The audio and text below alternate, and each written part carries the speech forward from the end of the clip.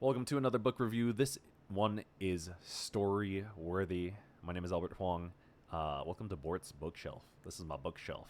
This is for me in the future because I want to be able to remember the books that I read better because talking about them helps. And also, this template by Ali Abdaal is freaking awesome because I made one of these. I think my first video is on Tress, and I had to like remember everything I had to talk about from the book, and it was a process of me talking to the camera and re-recording because first off, I'm a dumbass, and like my settings weren't working, and I didn't check, so I recorded twice. And either way, it was this whole endeavor of like remembering what I wanted to write. And this Notion template is incredible because I pretty much have my script right here because it has everything you need to remember. It's also fresh in my head because I just finished this book like 2 days ago. Okay, let's get into it. This book in 3 sentences. Look at your life in the lens. Look at your life in the lens of meaningful moments. Life is filled with these moments, and these are your stories. So these moments are all about 5-second moments of your life. These really tiny moments that like you really feel that emotional change or that emotional charge in you. Something that happens that really makes you feel something genuinely deep inside. So one of my favorite things from the book that Matthew Dix uses that as an example is it's one of the final times that he's gonna hold his daughter. His daughter is, I think, like 9 or 10 years old. She's getting to the point where she's getting bigger, and like her mom's not gonna pick her up or can't really pick her up, like scoop her up like a baby. And obviously, Matthew Dix being the dad, he can scoop her up, and they had this really cute, cuddly embrace in the afternoon sunlight, and he kind of just thought about, yeah, I don't think this is a moment that I'm gonna remember for forever because um, no one, like, I'm the only one who can do this with her right now, and I thought that was gorgeous. Number two, storytelling is a superpower. It can do anything and so much more. So you just have to understand how to communicate vulnerability in meaningful moments properly, which I'm still doing. This is a form of me practicing that. This is not storytelling, but it is practicing speaking. When I did my trust video, holy shit, the amount of ums and the way I would speak, and this whole thing is just going to be a skill thing. This is going to be just me working on orating, talking, speaking clearly, speaking my thoughts with some notes. But eventually, I think it'll help to have a little less notes. Maybe we'll practice a few stories, Matthew Dix Moth style. I think that'd be cool. I've been already writing down a bunch of these things. And then number three, this book in 3 sentences is contrast is what moves a story along. Avoid ands as much as you can. Use buts and therefores. Things and events, triggers that move the story that you want to tell along, whether that's fantasy, whether that's fiction, whether that's nonfiction, whether that's any kind of story that you want to tell. And so the really cool thing about this book is it's titled like I don't have the book on me. It was from the library. I'm gonna buy it. It was from the library. I just dropped it off. But the book is like a compilation of storytelling lessons via stories that Matthew Dix tells himself. So he breaks down these stories that have literally one storytelling competitions and then explains to you, the reader, how he wraps his storytelling master brain around his own stories. The cool thing that I saw, I discovered this book via Ali Abdaal and then also Hamza. So Hamza he has a little course thing, but he actually took coaching calls from Matthew Dix to better tell stories in his own videos, and he uploads the full coaching call to his school website, and it's incredible to like see how Matthew picks apart Hamza's stories live, and his speech patterns and the way he orates and the way he sets the tempo and the way he uses his voice and everything. So it's really cool. Anyone interested in becoming good at fucking anything, entertaining, a good storytelling, convincing, teaching, persuading, being a CEO, like, he uses so many examples of these people who join his workshops and his classes and his coaching sessions, and it's truly anyone, because telling a story is a universal human skill and trait that we all can appreciate and share and love. Telling a story is script writing, it's TV shows, it's movies, it's the story at the dinner table, it's what allows people to get to know you, which, when you break it down like that, it really is a superpower to be good at it. Straight up. Um, how this book changed me, man. This book changed my life in several different ways. I would say number one, first and foremost, is understanding that everyone has stories to tell, and it's not some kind of woo-woo bullshit. It's we all have so many stories to tell that we don't know which ones to start with. We all have so many stories, but we don't catalog them and they're not organized. Right? Like if I asked you to tell me a story right now, like you might freeze up unless you're kind of well versed at this. And so Matthew Dix in like the third chapter, keep in mind this man is a teacher. And so he hits you with it's like chapter 3 or something. I'm giving you homework and it's for life. And it's amazing homework.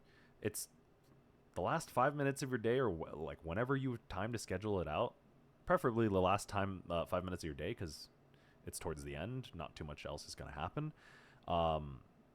You open up a spreadsheet, date, story, or date in 5-second moments.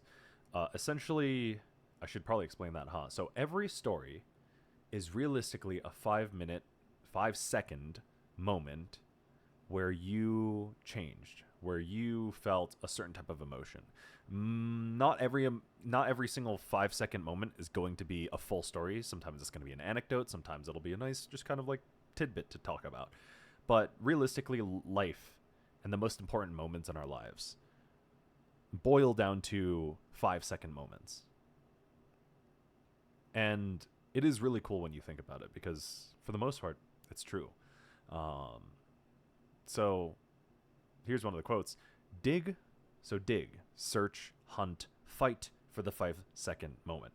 Allow yourself to recall the entire event. Don't get hung up on the big moments, the unbelievable circumstances, or the hilarious details. Seek out the moments when you felt your heart move, when something changed forever, even if that moment seems minuscule when compared to the rest of the story.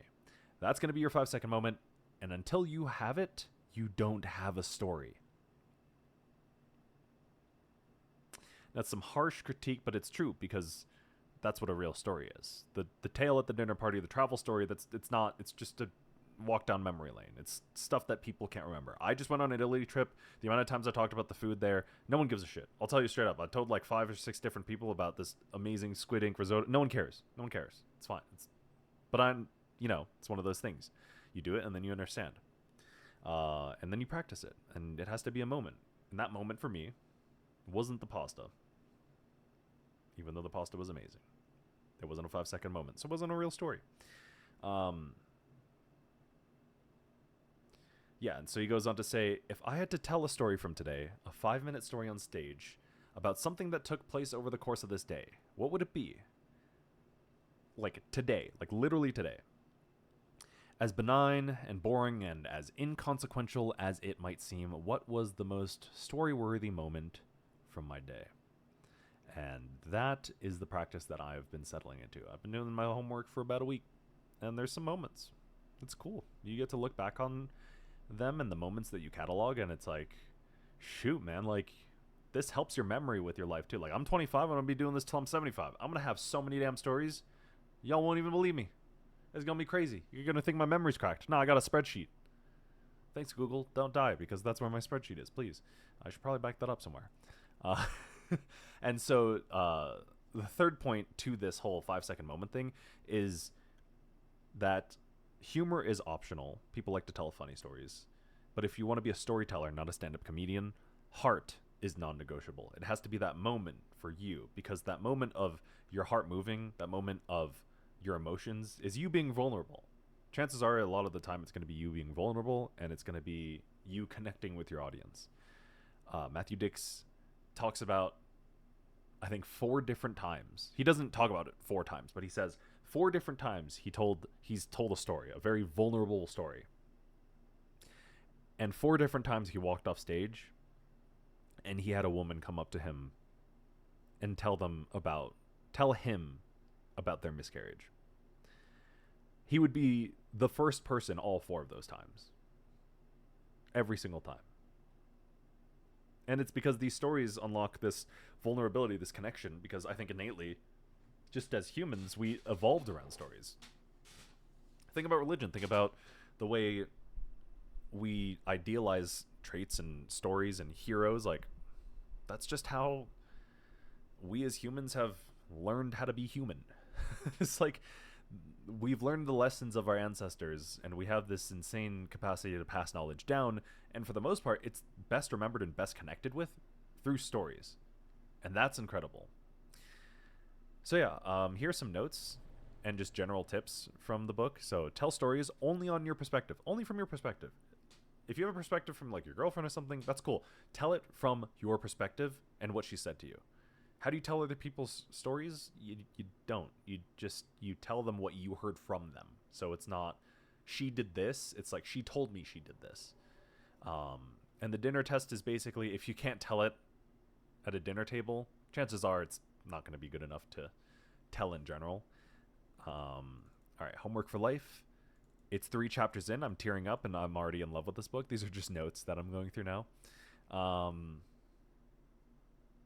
Start your story with forward momentum. So this is always his thing. If you actually watch his stories on YouTube, they always start with, I'm walking down the street, I'm driving in my car, I'm talking to my friend, like I'm always like, hey, it's this year, it's this day, I'm doing this. Like he gives you a really quick time frame and he snaps into the story. There's not a second wasted, and it's incredible how quickly he catches your attention. Your 5-second moment should always be your ending, and start close to the ending. Start as close as possible, as necessary for the story. This is one of the things that I learned from video making and storytelling via video making. Is it sounds morbid, but it's this phrase that all editors and scriptwriters and stuff will tell you. It's called "kill your babies." And it doesn't matter if there was this hilarious person in the story. It doesn't matter if it's distracting and not essential to the story. If it's distracting and not essential to your 5-second moment, then it won't matter. You cut it out. The amount of examples that he gives in this book that would have sounded amazing to add into his stories, he cut out, and it's like, it made the story better. Shorter is better. I think pretty much all of his stories are like 4 to 6 minutes long. Starting with an elephant and ending with a different color. That's basically baiting the audience into one problem and then giving them another. So one of his examples is the charity thief. So he starts off with this problem of like, he has no money, he's stranded, he has no gas, like his tire pops, and like there's all this crazy shit going on. But realistically, the actual thing is that he doesn't understand what real loneliness was. He's just panicking. Giving the audience a backpack means adding a couple of things for them to think about, and it attempts to... I should probably look that one up. What makes a theater of the mind? Okay, here's a really cool one, because this is another skill that I've been seeing and practiced, is the theater of the mind. The theater of the mind is kind of like a D&D thing too. So I've been playing D&D, and it's the DM's job to make this movie in your mind. And this movie in your mind, the bubble can be popped in so many different ways, and people do pop it in so many different ways, with setting some expectation for the story, with a rhetorical question or quote, with dragging some kind of famous person into the story, or like a comparison when they're not even unless they're actually in the story. It's this method it's basically keep the audience as in tune with your story as possible, because the second they snap out of the story, they're watching you talk. They're not listening or envisioning what you're talking about. They're watching a man in a pink shirt in his bedroom talk. It's no longer a story.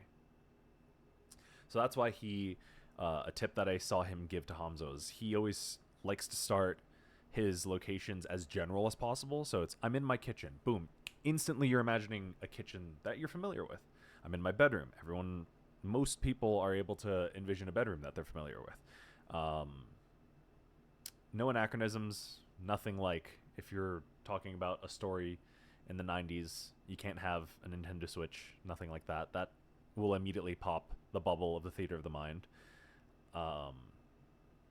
Let's see, another tip. Cut all ands from your story. Buts and therefores add and build momentum. He does this practice with his 5th graders, with his elementary schoolers, with these kids who tell these stories, and they always do and he does this practice where he has them go through their story and then cut the ands and replace parts of the stories and cut these parts of the stories with buts and therefores, which leads to contrast, which leads to momentum of the story, which pushes the story forward and always makes it feel like it has this driving force. And another one of his big tips, always talk in the present tense. It's very natural to talk in the past tense. I tend to do it, but talking in the present tense helps immerse your audience a ton. And yeah, Storyworthy, out of 5 stars, it's got the 6th. It's up there. It's on the life-changing bookshelf. I'm going to buy this book, and I'll probably read it again sometime down the line. It's fucking incredible. Straight up.